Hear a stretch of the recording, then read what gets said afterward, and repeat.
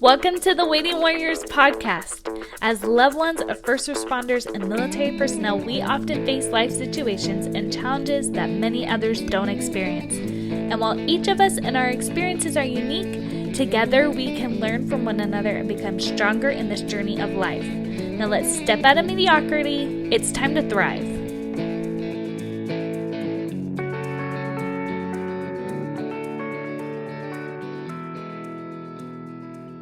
Hi guys, welcome Waiting Warriors to another podcast episode. I'm super excited. We have Mckell Smith. Guys, I've been trying so long and we have been working so hard for like months and months to find our schedule, but it's the epitome of being a waiting warrior because we have not been able to rely on our sweet, sweet husbands to help us with the schedule of getting this done. So we have had to result in like odd hours, but then cancelizations. That is not a real word. Cancellations. That's a real word. Those things have been happening and kids have gotten sick and we've gotten sick, but we are finally doing it. I'm so sorry. Yes, here we are. It really like, it hasn't even bugged me at all because like, yeah, that's just what happens when the life. Yep. So welcome, Mckell. I'm so excited to have you. I'm excited to be here. So she is the wife of once an Army man and now a police officer / detective. And those are different, right? Like, yes. Okay. Yeah. So he's a detective? Yes. And that's like a rank, kind of. It's not a rank. It's just a separate position, I guess. So he is still within the police department and initially was a patrol officer. So, wore the uniform, had the marked car, and then they have, and not only detectives, but they have school resource officers and all these different positions that when they have an opening, any one officer or multiple officers can put in for.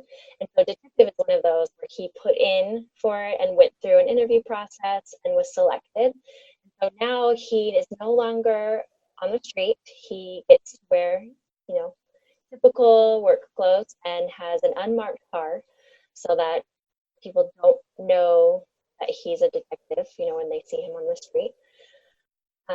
So it's still under the same umbrella, but he's just, I like to tell myself he's a little more safe because he's not off the street, although I don't think that's true, but whatever makes you feel better at night. And that's one of those things for me. Yeah. Sometimes we just have to tell ourselves things and it's like, it's okay, sweetie. You don't have to tell me all the truth. That's okay. Right. Okay, so you're a wife, but you're also a speech language pathologist. I practice that word, which is funny because the interview that's airing just before this is with another speech pathologist, but she works with children and stuff. And then you're the owner of the Rave. Is that how you say it? Sarah V. Dang it. That's okay. I've been saying it wrong. It's okay. Like I'm all but word. So it's like, how do you pronounce this? Yeah. Yeah. Okay. And we're going to talk more about that at the end because that is a really cool resource that I think all waiting warriors and families should know about. So we're going to talk about how we are all in this together. And yes, if you are like me, I might one of the times say like it's High School Musical. And because my little girls love High School Musical and they dance around to it all the time. So they'd be really disappointed in me if I didn't like half sing it just once. Okay. But we'll get to that later. That fun. I'm lying if I said it didn't cross my mind. We'll just like be bobbing our heads. We're all in this. And then that like overhead clap. We all know that dance move. Yes. Awesome. Okay. We're all on the same page. If you don't know what we're talking about, it's on Netflix. You're welcome. So tell us a little bit about yourself. I know you're not just a wife and a speech therapist, but tell us about Tell us about Mckell. What's your story? My story. Oh gosh, that's a hard question. I'm never very good at talking about myself. So I'm also the mom to three little ones that are 5, 4, well, sorry, almost 4 in a couple weeks, and just 1. So these days that I feel like it's me, that defines me, in this phase of life. So being a mom, being a business owner, supporting my husband in his role. A little background I can go back about myself. So I am the oldest of 10 kids, and we're all adopted. Grew up in Orlando and then moved to Utah, and I've kind of been stuck here ever since, which is not a bad thing. I love Utah. I did move away for a short period and moved to DC, where I got my master's and met my husband because he was stationed at Fort Myer in the Army. And we met out there. And then once we got married, he was there for another 18 months before his time was up. And we debated quite a bit if he was going to re-up, or even after he got out, he wanted to join the Guard. And so we went through that 3 or 4 times.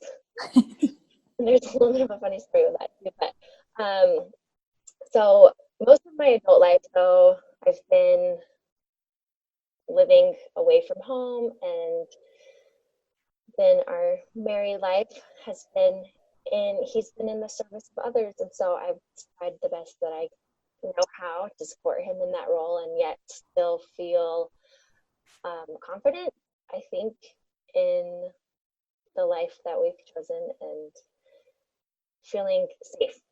I think that's really a struggle sometimes. Mm-hmm. So let's talk about that transition. What was that transition like, going from Army to law enforcement? Because he was only in it for 18 months, which, I mean, there's really no only. Like, you can be in the Army for 5 seconds as a military spouse and experience a whole lot. And I don't know that I knew what I was signing up for, so to say, when we got married, because it wasn't in front of me as much. And so, granted, the unit he was in did not deploy, although he was told that they were a deployable unit, and so he decided to go there. I have much respect and gratitude for the families that do deploy, because I can't even imagine.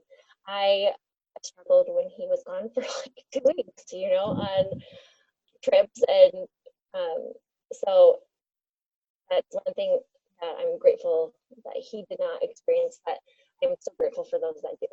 I think for me, the biggest difficulty was that usually when he was in the Army and was going to be gone, I had a warning. I had plenty of time to kind of plan and mentally prepare myself. But when he transitioned to law enforcement, anything goes. And that's one thing. So when you apply to become an officer, the person doing his background check has to talk with a number of family members. And obviously I was the first one. And he really grilled me and really asked me some tough questions to make sure that I would be supportive and that I would be okay, with the fact that he would be in really difficult situations and dangerous situations. And I remember answering the questions positively, because I knew I had to in order for the rest of his interview process to go well. But I remember in the back of my mind thinking, this is real. There's really no telling what he might come across any given day, and there's nothing I can do about it. And that transition, I think, was hard, because even though he was in the Army, he was still in a safe place because he didn't deploy. And whereas if he were deployed, same thing, anything could go.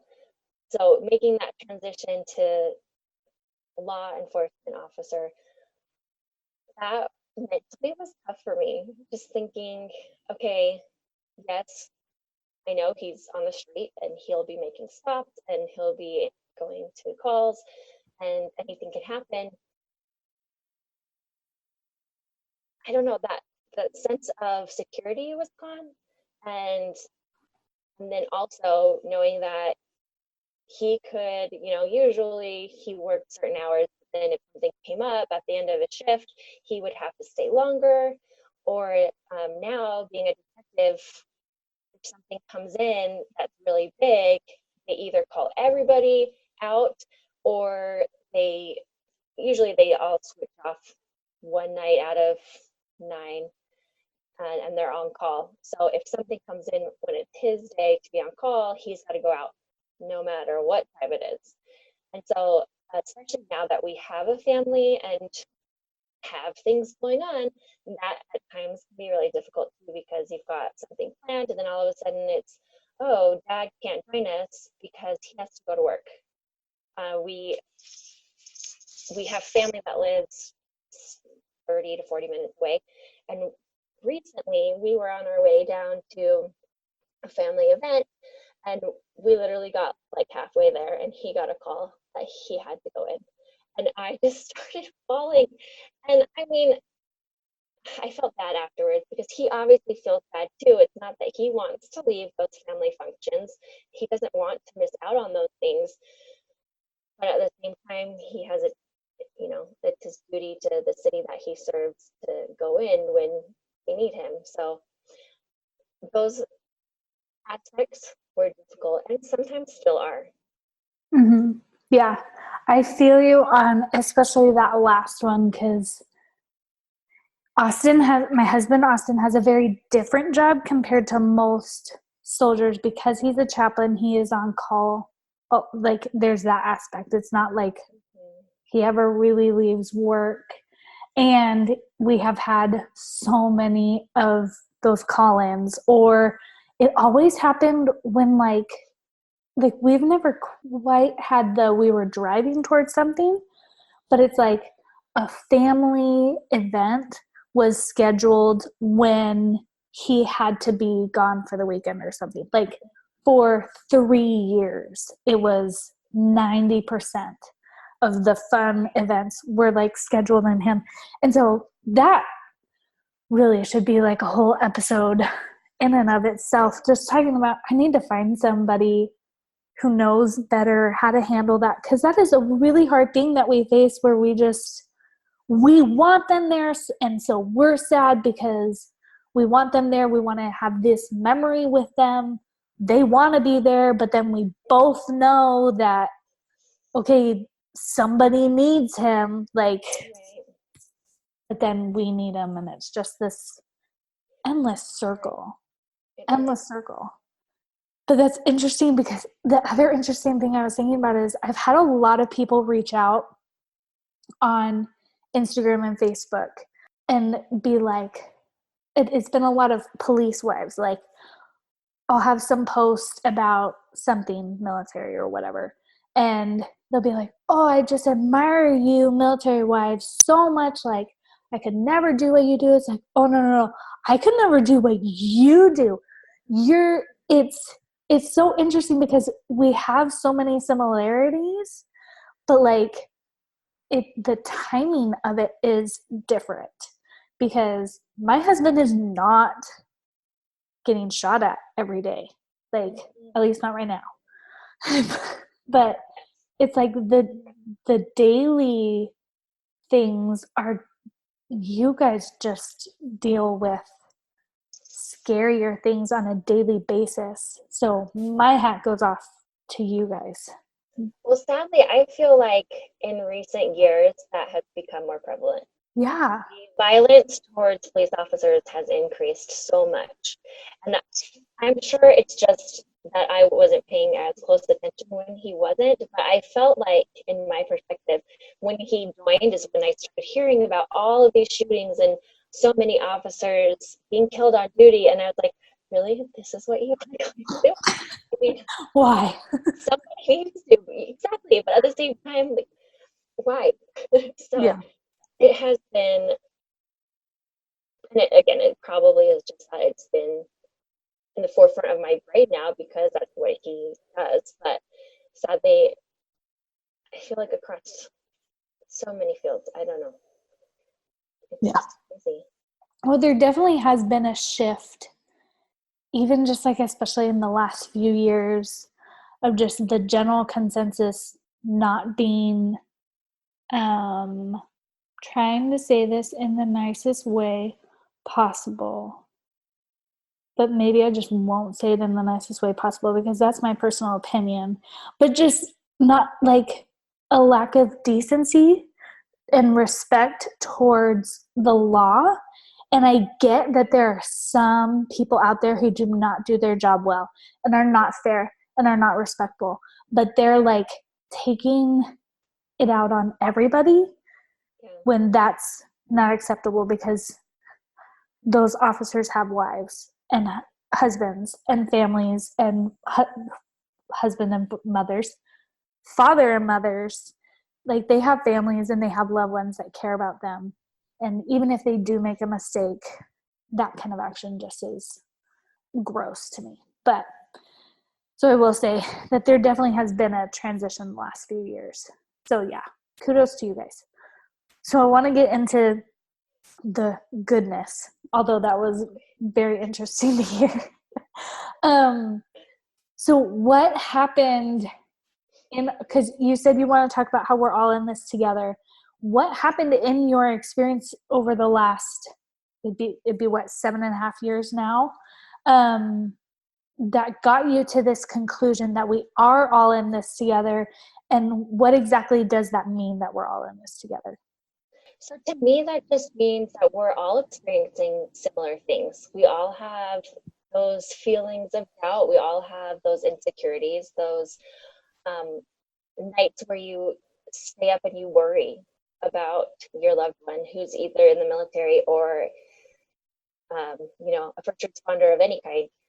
And I, I still have many nights where I feel like I am alone, and I feel like people just don't talk about it as much as we should, or maybe that we could. So um, within the department my husband is at, they have what's called the Fraternal Order of Police.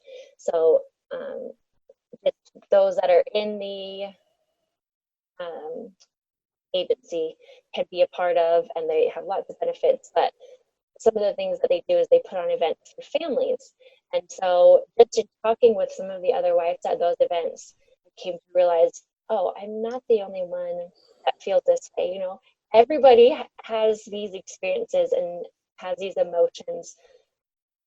Yet when you're sitting at home alone at night, you feel alone, you know, and I don't know. I just wish there were a way. So I'm really grateful for what you're doing, putting people's stories out there, because I feel like that allows us to connect on a deeper level. Social media is great in a lot of ways, but being able to hear people's voices and hear their tone and their intonation of when they're talking about things really makes it personal, and it allows us to connect on a deeper level. So even just sharing your story through social media or jumping on podcasts, listening to other people, I think, at least for me, it gives me a sense of, okay, sometimes I feel like I'm a little crazy, but I'm not, because others are feeling the same way. And I'm totally justified in feeling that emotion. So to me, that's what it means. It means that even if we don't know each other personally, I feel like there is still a connection, because I feel like it's something special. So not everybody chooses to serve others. Not everybody chooses to put their life on the line in one respect or another, or to, I mean, really, in a lot of ways, they are putting others before themselves and their families. So not many people in the grand scheme of things choose that life. So I think that connects us, that we are all a part of this circle. And, and then again, just going through similar experiences and feeling those emotions. And I feel like people are starting to talk about it more, and that's really great.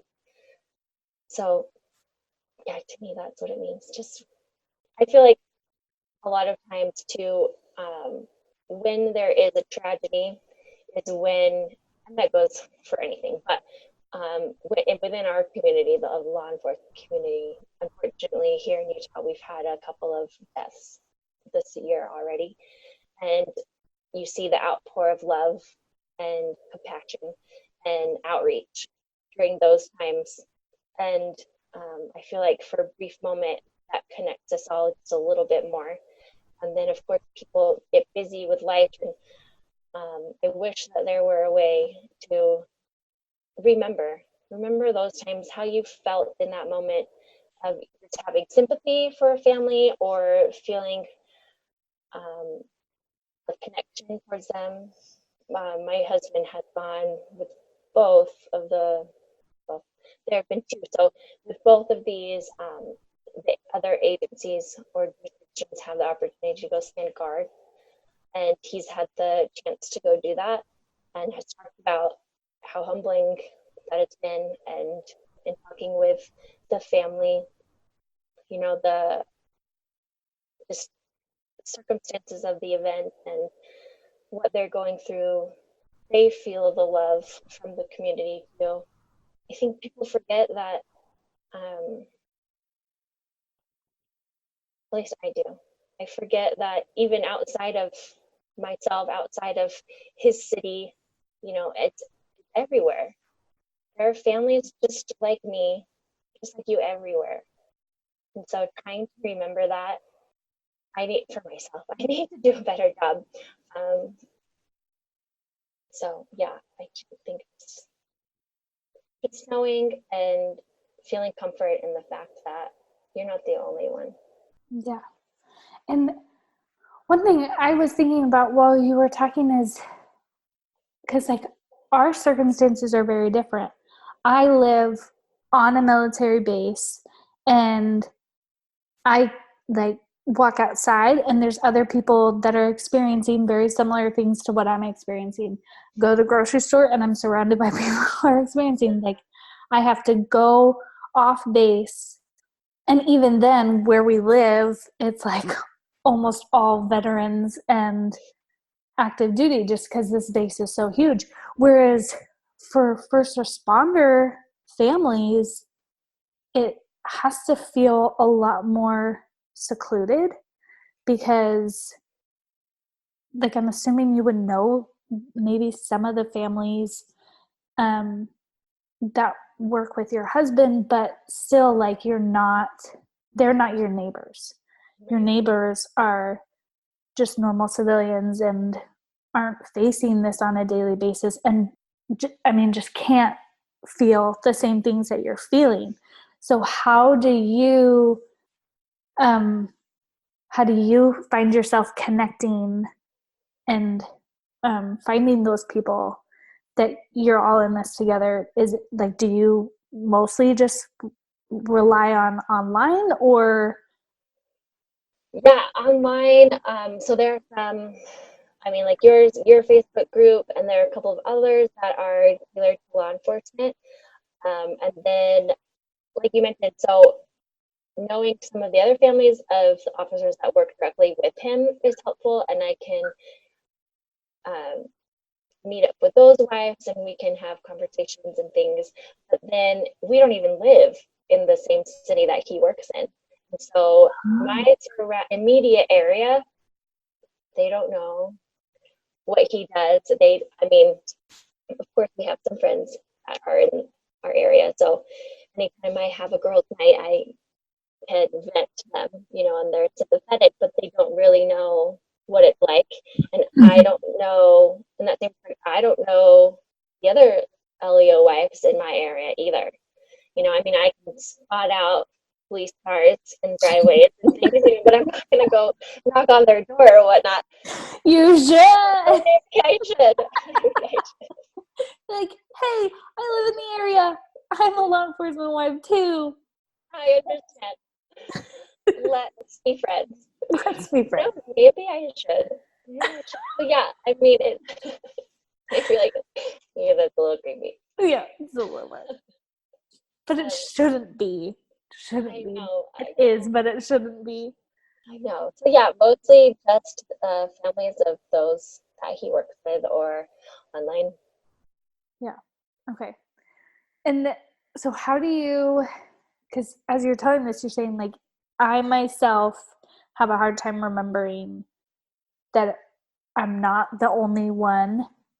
How, when you're in those moments, are you able to kind of remind yourself? Or does it just kind of happen as you are listening to podcasts or reading things online? Like, do you just kind of have to engulf yourself in the community to remember, or Um, I'll be honest, it does not it does not come easily for me in those moments. In those moments, Mhm. I'm like, I feel like I am totally alone and you are the only one on this case or on this call or whatever.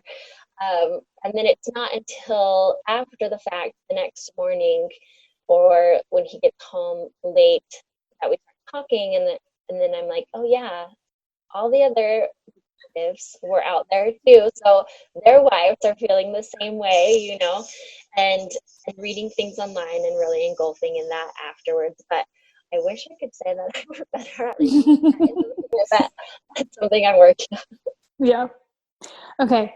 So we've got one more topic that we got to talk about. So we need to talk about I'm gonna say it wrong again. I'm like reading it and I can't. Sarah V. Guys, she's watching me, and I'm like, I just like I can't. I'm reading it and it's not okay. They're a V, right? Oh, therapy. They're a V. Okay, I get it now. That was not as hard as it needed to be, guys. Okay. So the Veravi, you guys are awesome. And so you've created this network. Okay, explain what it is. It's a network of therapists. Therapist. Yeah. So the idea. So I am, like you mentioned, a speech language pathologist, and I also have a private practice and do most of my stuff online. I see most of my clients online, and as I was talking with therapists and families, I realized they have a hard time connecting. They have a hard time finding each other. Mm-hmm. So I thought, well, let's just try to help bridge that gap and try to connect them. So we built out first an online classroom so that therapists can see their clients. And then we are just trying to connect those pieces. So families that say, hey, I have a family member that needs help in any area. So it could be speech, it could be mental health, it could be occupational therapy, physical therapy, behavioral therapy, really any type. We have therapists that are able to help those clients and do it online. Mm-hmm. So it's an online network, and then they can have therapy sessions online. Okay, guys, this is so cool because I feel like, and I got giddy when we were first started talking about it, because I feel like the hardest part, not the hardest part, well, maybe though, because like one of the hardest things about being military specifically is that you move around a ton. And so every time you move, you have to find new doctors for everything, which is a big pain in the rear end. It's like doctors and then hairstylists. I hate having to find both of those. It's a pain in the rear end because you connect with somebody, which therapy in any sorts, like even physical therapy, you want to connect, you want to be on the same level with that person. So this is so awesome because you can connect and then you can take them wherever. How about with you? Right, exactly. Literally, you could do it in the hotel room as long as you have a good service. So the one question I was most intrigued to ask is, with therapy network or the network, do you guys have marriage marriage counselors. I should really know that. Or anything with PTSD, like somebody that's focused on those. Yes. So a lot of our psychologists do both. Okay. They have a whole list of things they can help. So Awesome. those are on there. Okay.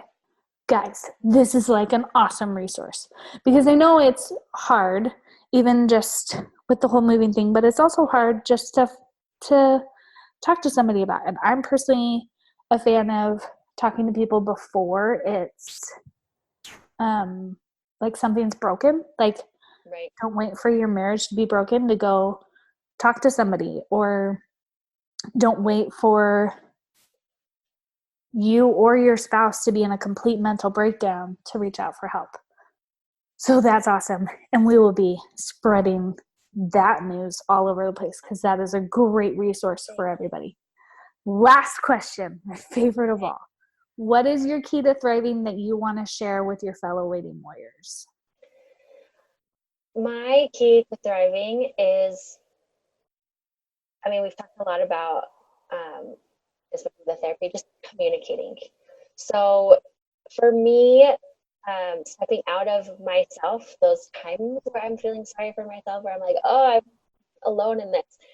For me, it's best to talk about it. So talk about it with a family member who might be awake at 3 a.m, or, talking. Sometimes I'm texting my husband when he's out. He may not even be responding at the time, but just being able to express myself in a safe place, whether that is verbally or if that's written, helps me. So otherwise, if I bottle it up, then it eats away at me. And so and honestly, I was not very good at that before, expressing myself. And I don't know why. I felt like people would look at me differently or feel like I was weak or something, which is totally silly. But it's something that I've had to learn about myself and get comfortable with doing. So for me, it's communicating. It's just letting it out. And then oftentimes too, it allows us to have an open dialogue, and he can, especially, maybe I'm the only one, but sometimes my thoughts are irrational. And so then he can totally help, problem solve and make me realize, oh, yeah, maybe I shouldn't have been that worried, or, whatever it might be. But he helps me just talk through those things, and for me, that helps. Or talking with friends, talking with people that, if you're on base, talking with a neighbor, or for me, it's talking with either a friend who knows of our situation or one of the other LEO wives. That helps me. Mm-hmm.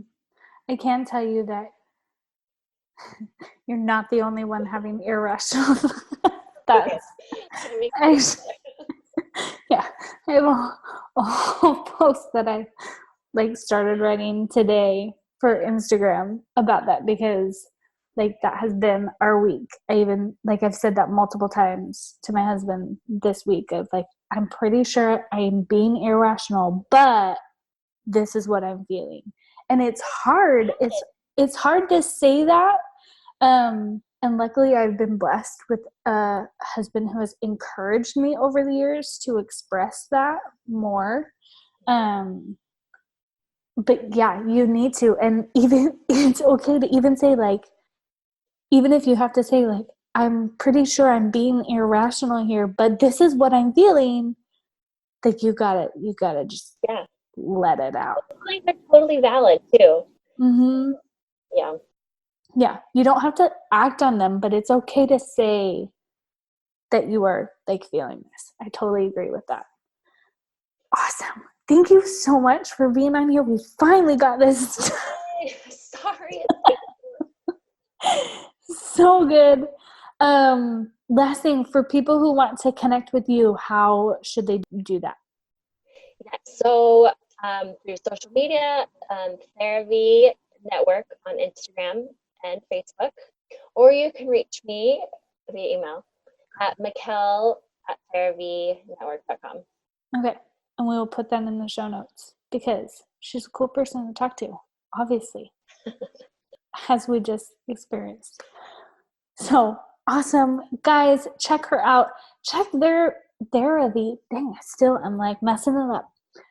Check that out though. See if that is something that can help your family. Just look at it. Therapy is good for everybody. It's not a scary thing. And everybody go dance to High School Musical and remember that we are all in this together. Is that, can we say that that is the summary of this episode? I think so. That we I like it. that we dance like High School Musical and shout out that we are all in this together. And even if it's when we're crying and we're sad, that's what you can do to make yourself happy. That's going to be my new go-to. I'm going to find, even if it's just that song, find the video, play the video. Exactly. It's on YouTube. I can tell you that. We've played it many times in our house. Well, thank you so much, Mckell. You Waiting Warriors, you guys have a great week. Keep going on. You are doing a great job. And we will talk to you guys next week. Bye.